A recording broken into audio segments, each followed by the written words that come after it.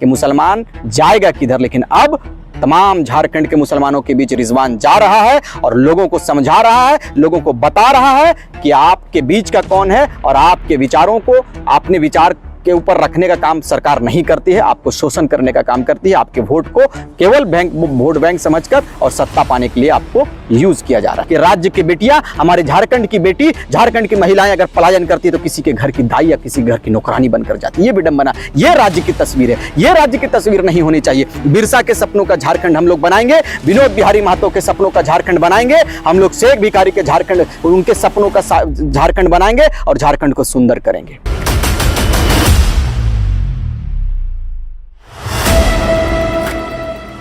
सरकार के द्वारा नई नियोजन नीति जब से आई है 60-40 उसको लेकर के लगातार छात्र सड़कों पर विरोध कर रहे हैं और अब जाकर लोगों को जागरूक कर रहे हैं 60-40 को लेकर के और अलग अलग संगठन भी बना रहे छात्र। ऐसे ही में एक नाम आता है रिजवान अंसारी का, जो मुखरता के साथ अपने लोगों को भी जागरूक कर रहे हैं और सरकार की नीतियों के खिलाफ लगातार ये विरोध करते आए हैं। इस वक्त हमारे साथ है रिजवान अंसारी, प्रेस कॉन्फ्रेंस इन्होंने रखा था।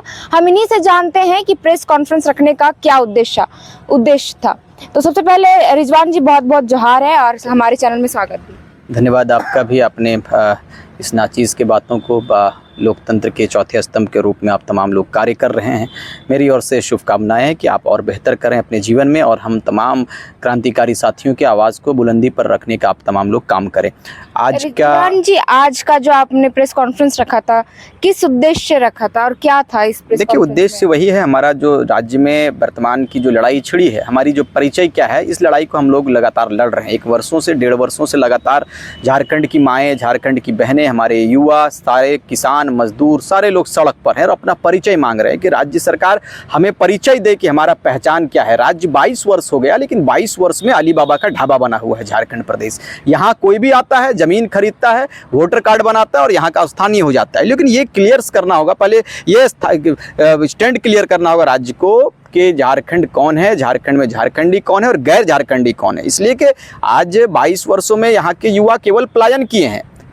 यहाँ पर इतनी संसाधन होने के बावजूद यहाँ के लोग माड़ भात खाकर जीवन यापन कर रहे हैं। कोई बिरयानी मारा जाता है, बाहर के लोग यहाँ आकर यहाँ के लोगों के साथ ऐसा व्यवहार करता है। मैडम, आप देख लोगे, धनबाद क्षेत्र में आ जाओ, आपको पता चलेगा कि वहाँ कोल इंडिया जिसे कहा जाता है, भारत की कोयला की राजधानी कही जाती है। लेकिन वहाँ पर आप जब सर्वे करेंगे तो आपको पता चलेगा कि वहाँ के लोग पलायन कर गए हैं और बिहार के, उत्तर प्रदेश के, बंगाल के लोग वहाँ पर आकर कोयले के कारोबार पर धड़ल्ले से कोयले को 2 नंबर कोयले बनाकर बेचने का काम करता है। रात भर वहाँ के लोग मजदूर बना हुआ है और बाहर के लोग वहाँ पर आकर अपना हुकूमत जमाने का काम करता है। तो तमाम बिंदुओं पर अगर आप सर्वे करोगे तो राज्य पीछे है।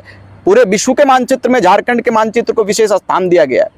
लेकिन क्या आज हमें वो परिचय मिला जो बिरसा की धरती थी, जो बिरसा ने जिन सपनों के साथ में राज्य के तस्वीर को देखा था कि हमारा झारखंड अलग होगा, झारखंड को अपना अधिकार मिलेगा, यहाँ के लोगों को यहाँ रोजगार मिलेगा, यहाँ की माएँ खुशी अपने खुश होकर जीवन यापन करेगी। लेकिन उन तमाम आप अगर देखोगे उनके पृष्ठभूमि को तो आज वो बिरसा की धरती कही जाती है मात्र, लेकिन बिरसा के सपनों का झारखंड हमें नहीं मिला है। इसी की लड़ाई, इसी का जो जंग छिड़ा है राज्य में, इसी का जंग छिड़ा है और 60-40 नियोजन नीति का हम लोगों ने शुरू से विरोध किया है। आज भी आपके माध्यम से मैं सरकार का विरोध करता हूं कि वो जो नीति लाया है उसे तुरंत खारिज किया जाए और 60-40 का हटाकर 90-10 की जो पॉलिसी है उसे लागू करने का काम करें।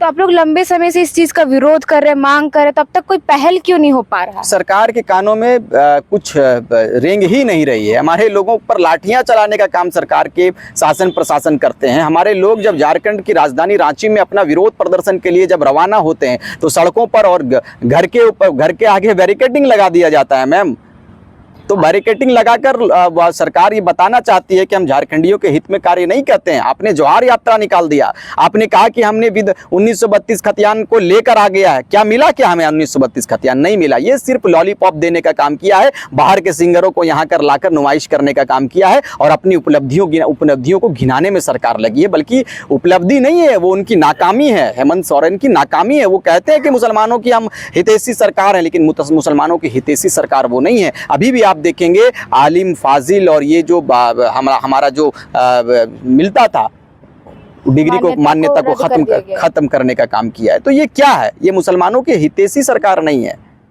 ये मुसलमानों को केवल वोट बैंक समझा है और जानता है कि मुसलमान जाएगा किधर। लेकिन अब तमाम झारखंड के मुसलमानों के बीच रिजवान जा रहा है और लोगों को समझा रहा है, लोगों को बता रहा है कि आपके बीच का कौन है और आपके विचारों को अपने विचार के ऊपर रखने का काम सरकार नहीं करती है, आपको शोषण करने का काम करती है। आपके वोट को केवल वोट बैंक समझकर और सत्ता पाने के लिए आपको यूज किया जा रहा है। तो इस हिसाब से देखिए तो जो भी पार्टी या जो भी सरकार जब सत्ता में आने की कोशिश करती है, जब चुनाव आता है तो सबको कहता है कि हम अल्पसंख्यक के हितैषी है, आदिवासी के हितैषी है, पर सत्ता में आते ही वो भूल क्यों जाती है? क्योंकि अभी फिर चुनाव भी सामने है। 2024 का चुनाव आपके बीच में है, लेकिन इस बार आप चिंता ना करें, इस बार युवा तैयार हैं, कमर कस लिया है।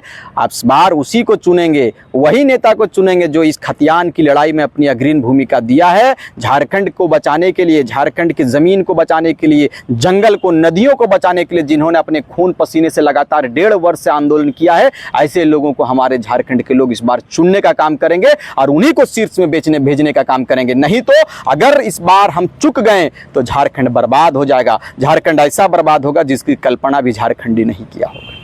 मतलब तीसरा विकल्प आप लोगों ने चुन रखा है। बिल्कुल बिल्कुल, युवा तैयार हैं, तमाम लोग, हम लोग क्रांतिकारी साथी आएंगे, तिरद्दा हो, जयराम बाबू हो और तमाम लोग, चूंकि मैं कभी भी नाम लेने से पीछे नहीं हटता मैम, तमाम लोग हम लोग साथ हैं, हम लोग झारखंडी हैं और तमाम लोगों का मनसा, तमाम लोगों का जो मंसूबा है वो हमारा एक है, एम हमारा एक है, टारगेट एक है, हमारा जो विचार है वो एक है कि झारखंडियत को बचाना है, झारखंड की जमीन को बचाना है। जल जंगल जमीन का नारा दे देने मात्र से जल जंगल जमीन सुरक्षित नहीं रहता है। आप देखेंगे 8 लाइन हमारे क्षेत्र में है, झारखंड का प्रथम 8 लाइन हमारे घर में बना हुआ है, वो धनबाद के क्षेत्र में पड़ता है। वहां पर हजारों हजार वृक्षों को काट दिया गया। कौन है जिम्मेदार? एक वृक्षारोपण नहीं हुआ है, लेकिन हजारों हजार वृक्ष को काटकर 8 लाइन बनाने की आवश्यकता क्या पड़ गई? आप रोजगार पर बात क्यों नहीं करते हैं? आप झारखंड के लोगों को, झारखंड के युवाओं को, झारखंड की बेटियों को रोजगार क्यों नहीं देते? आपको पता होना चाहिए कि यहां से जब केरला आप जाएंगे, केरला की बेटियां यदि मुंबई में, महाराष्ट्र में, बड़े बड़े नगरों में जाती है तो नर्स बनकर जाती है। लेकिन अफसोस और विडंबना इस बात का लगता है कि राज्य की बेटियां, हमारे झारखंड की बेटी, झारखंड की महिलाएं अगर पलायन करती है तो किसी के घर की दाई या किसी घर की नौकरानी बनकर जाती है। ये विडंबना, ये राज्य की तस्वीर है, ये राज्य की तस्वीर नहीं होनी चाहिए। बिरसा के सपनों का झारखंड हम लोग बनाएंगे, विनोद बिहारी महतो के सपनों का झारखंड बनाएंगे, हम लोग शेख भिखारी के झारखंड, उनके सपनों का झारखंड बनाएंगे और झारखंड को सुंदर करेंगे। वो कब बनेगा? बिरसा धरती आबा का जो सपना था कि इस तरीके का झारखंड बनेगा, कब बनेगा? जब कोई इस तरीके का काम करना चाहता है तो प्रशासन उस पर कोई कार्रवाई कर देती है। अभी आपने बोला कि तीसरा विकल्प आप चुन रहे हैं। लोकतंत्र में लोगों की संख्या, लोकतंत्र में जनमत की संख्या, जिनके तरफ जनमत होता है सरकार उसकी होती है। हम लोग लोगों के पास जाएंगे, हम लोग छात्र हैं, गरीब मध्यम परिवार से हम लोग बिलोंग करते हैं, संबंध रखते हैं, सारे लोग किसान परिवार से हैं। किसान के बेटे ने एक चेष्टा किया है, किसान के बेटे ने एक जरूरत किया है कि राज्य को बदलेंगे, यहाँ के जल जंगल जमीन को सुरक्षित करेंगे।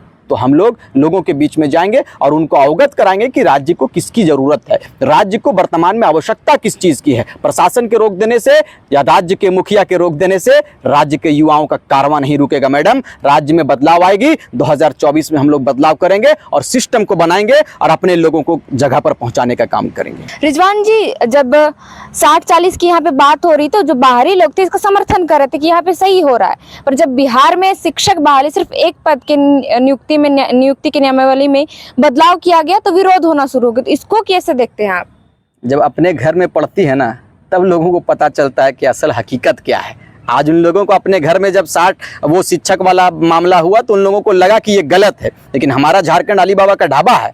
हमारे झारखंड में लोगों ने, बिहार के लोगों ने, उत्तर प्रदेश के लोगों ने, बंगाल के लोगों ने कह दिया कि नहीं नहीं सही हुआ है, 60-40 हेमंत सोरेन सही किया है। आज क्या हो गया आपको?